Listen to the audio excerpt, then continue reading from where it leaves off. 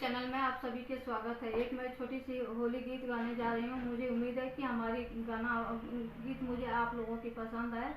तो पसंद आएगी तो लाइक जरूर करिएगा।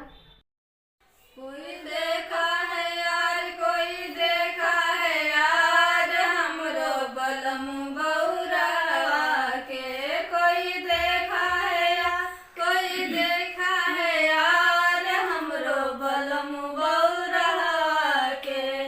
सबके बलम पन कुर्ता पैजामा, कुर्ता पैजामा हो कुर्ता पैजामा।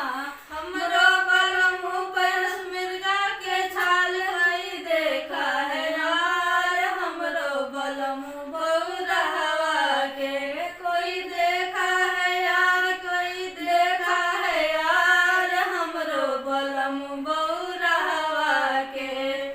सबके बलम खइहे पूरी मिठाई, पूरी मिठाई हो पूरी मिठाई।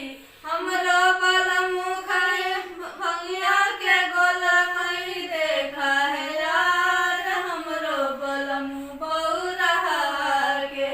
कोई देखा है यार, कोई देखा है यार, हमरो बलम बौरवा के।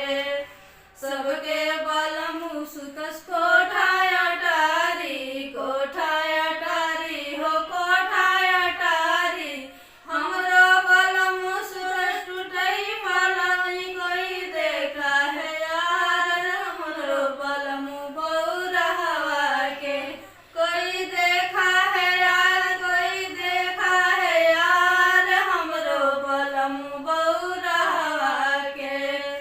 सबके बलम चलस हाथी से घोड़ा, हाथी बलम चल हाथी से घोड़ा। हमरो हाथी से घोड़ा हो हाथी से घोड़ा। हमरो बलम चल बसहा बैल। कोई देखा है यार, हमरो बलम बौरवा के। कोई देखा है यार, कोई देखा है यार, हमरो बलम बौरवा के।